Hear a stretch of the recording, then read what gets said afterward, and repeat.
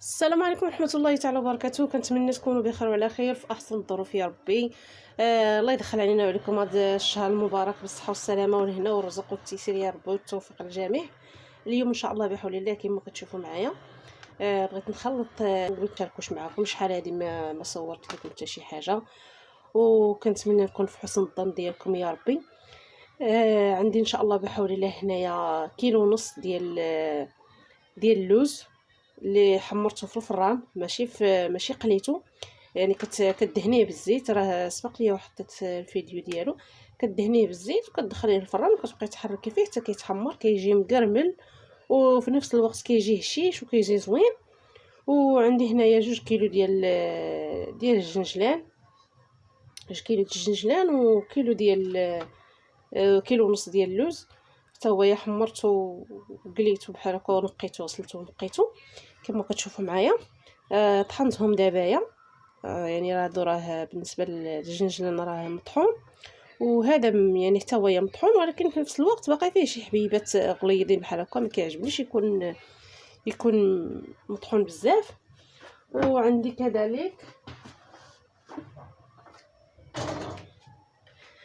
كذلك هنايا 4 ديال حيدت هادشي من الميكات حيت يلاه كيجبتو. غير مع زربانه داكشي علاش قلت علاش ما نصورش معكم. عندي النافع والجنجلان داك وحبه حلاوه ها هما. وعندي هنايا واحد الكوزه كما كتشوفوا معايا. وعندي هنايا واحد الزليفه خليتها بحال هكا ما مطحوناش ديال الجنجلان. وعندي هنايا نص سيترو ديال زيت العود، نص سيترو، وإلا خصني غنزيد. وهنايا عندي الزيت الروميه مع كيلو الا ربع ديال الزبده. يعني بالنسبه للزيت الروميه غير واحد شويه، غير باش يعني تبقى لينا الزبده مزيانه. درت تقريبا شي كاس ونص ديال الزيت الروميه مع كيلو الا ربع ديال الزبده. وبالنسبه للزبده خاصها طيب بزاف حتى تحرق ليها داك الحليب اللي كيكون فيها. ما تخليوش فيها داك الحليب، راه داكشي علاش خليتها لكم بحال هكذا، باش تشوفوا كيفاش كتولي. يعني يتحرق داك الحليب، ما يبقاش فيها داك الحليب باش ما تخسرش لكم سلو. يعني وكدير الزبود، هي ديك الزبده كدير الزبود من بعد كتخليوها حتى كتبرد، كتحيد منها داك الزبود وداك الشيء صافي. تستعملوا بها. غنصفيوها وغادي نستعملوها. وعندي هنايا كذلك 2 كيلو ديال الدقيق اللي حمرتها في الفران. بغيتو تحمروها في الدار كذلك يمكن لكم تحمروها. انا درتها في الفران ديال الزنقه، هو اللي حمروا ليا. بغيتو ديروا الزرع كديروه حتى هو الدقيق ديال القمح، غير هو كيجي شويه شحفان. انا درت غير في وسط العام اللي فات، درت يعني النص بالنص، نص ديال الفورس ونص ديال الدقيق ديال القمح. دابا درت غير هذا صافي. ان شاء الله بحول الله غادي نغربلو هذا الدقيق هذا، وغنغربلو كذلك معاه السكر، وغنحكو هاد الكوزه هذه او الطيبه كل وحده على حسب اشنو كيقول ليها. وغادي نرجع لكم. وهانتوما كما كتشوفوا من بعد ما كملت الدقيق في التغربيل، دابا غادي نغربل هذاك السكر كلاصي، ولكن ما غاديش نديرو كامل حيت ما كيبغيوش ليا الحلاوه بزاف. يعني نتوما غادي ديروا وغادي تشوفوا على القياس اللي بغيتو ديال السكر. غنقص منه هذا حتى نشوف بالنسبه للحلاوه الا كان خاصني نزيد. ومن بعد ما غربلت هذاك السكر راه نقصت منها واحد شويه. دابا غنحك هاد الكوزه هذه، غنحكها متوسطه. عندي كوزه متوسطه، نتوما على حسب شحال عندكم ديال السلة. الاحسن ما تكثروش في الكوزه حيت هي سخونه.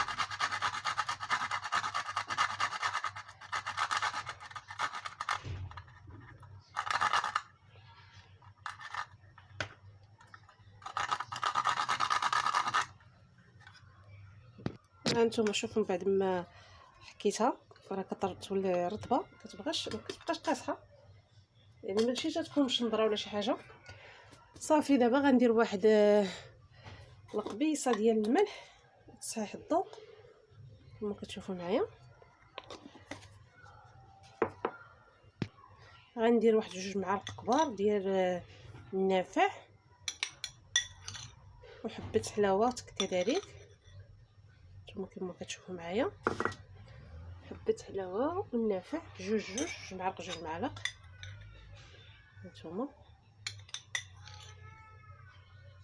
كما كتشوفوا على حسب هذاك المقادير اللي عندي.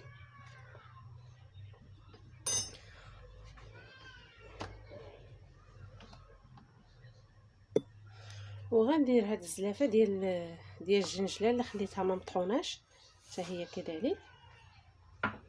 وغادي نخلط هاد النواشف كاملين مع بعضياتهم حتى يتخلطوا مزيان ونرجع لكم.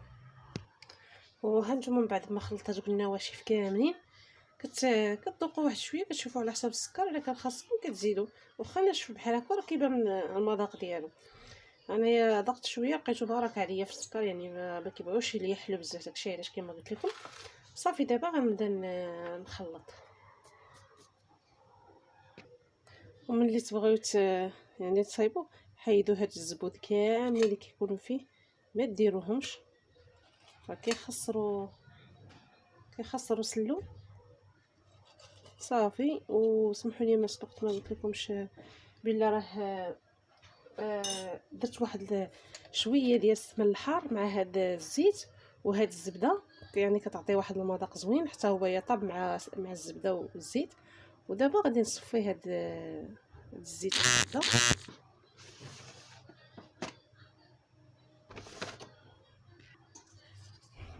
ديال هاد الصفايه.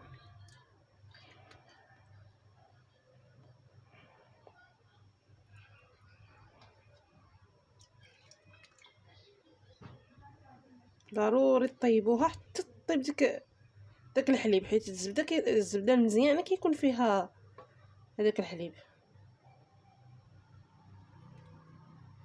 نتوما كما كتشوفوا معايا شفتوا،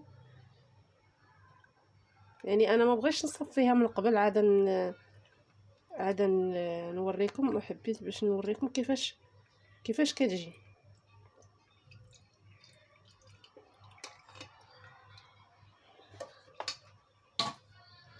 صافي دابا غادي ندير نص في هذا الزيت العود. عندي هنايا يعني السيترو، ولكن راه فايته السيترو، انا قلت لكم السيترو. صافي دابا غنحركو بحال هكا، وغادي نشوف على حسابي الا كان خاصني غادي نزيد.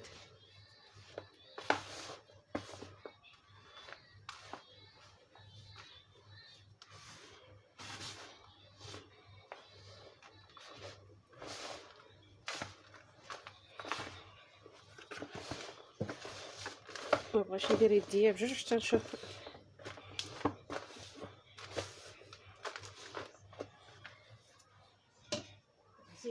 زيت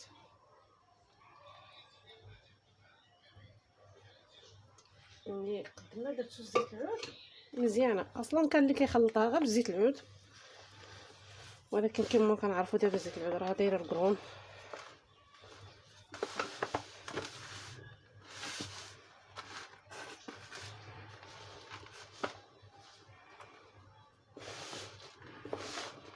صافي غنحاول نخلطها مزيان، عاد نشوف واش خاصني، حيت باقا شحال من بلاصه فيها الزيت بزاف وشحال من بلاصه ناشفه. نخلطها مزيان عاد نشوف واش غيخصني ولا ما غيخصنيش.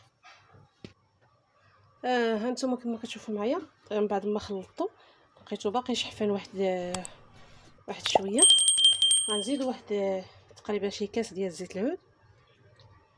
صافي وغنخلطو كما كتشوفوا معايا.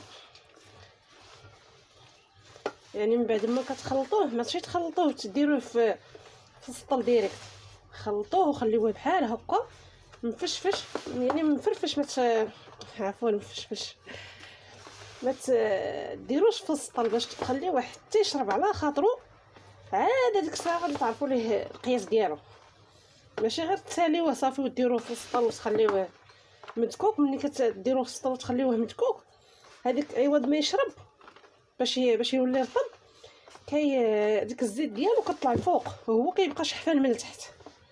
يعني من الاحسن تخليوه بحال هكا يشرب على خاطرو داكشي اللي بغا. وعادي ديك الساعه يمكن لكم تعرفوا القياس ديالو، واش هو هذاك، واش باقي خاصه شي حاجه، واش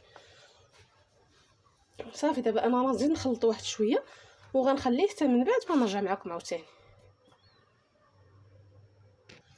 وها هو كما كتشوفوا معايا بعد ما عجنته مزيان، دابا غنخليه بحال هكا. نتوما كما كتشوفوا القياس ديالو غنخليه بحال هكا حتى يشرب القياس اللي بغا. وديك الساعه غادي نشوف واش الجهد ديالو هو هذا، واش باقي خاصه شي حاجه ديال الليدام. وديك الساعه نرجع معكم. وها نتوما مشاهدينا من بعد ما خليته شي ساعتين بحال هكا تشرب، يعني داكشي اللي بغا يشرب القياس ديالو. ودابا راه ولا كيبان، يعني القياس ديالو هو هذا، كيبان عطب. يعني الجهد ديالو ماشي ناشف وماشي ميدم بزاف. يعني غنخليه على هذا القياس هذا. وكنتمنى هذه الطريقه هذه تعجبكم. نتوما كما كتشوفوا فيا راه يعني ملي غادي تدقيه في السطر ولا شي حاجه غادي يزيد مازال يطلق سميتو ديال الزيت ديالو. صافي ها نتوما كما كتشوفوا صافي. غنخلي على هذا القياس هذا وغادي نصور لكم النهايه. وهانتوما كما كتشوفوا معايا الشكل النهائي ديالو كيف كيجي. يعني كيجي معلق وعاطي اللعين، وكنتمنى يعجبكم.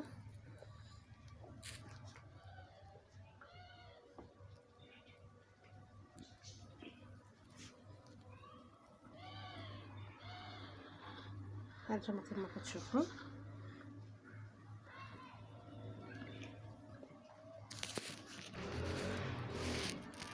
ورمضان مبارك سعيد. كنتمنى يدخل علينا وعليكم بالصحه والسلامه والهنا والرزق والتيسير والتوفيق للجميع يا ربي. والى فرصه واحده اخرى ان شاء الله يا رب. وما تنساوش لي واحد اللايك، واحد الكومونتير يكون زوين. باي باي عليكم، الى فرصه واحده اخرى ان شاء الله يا ربي.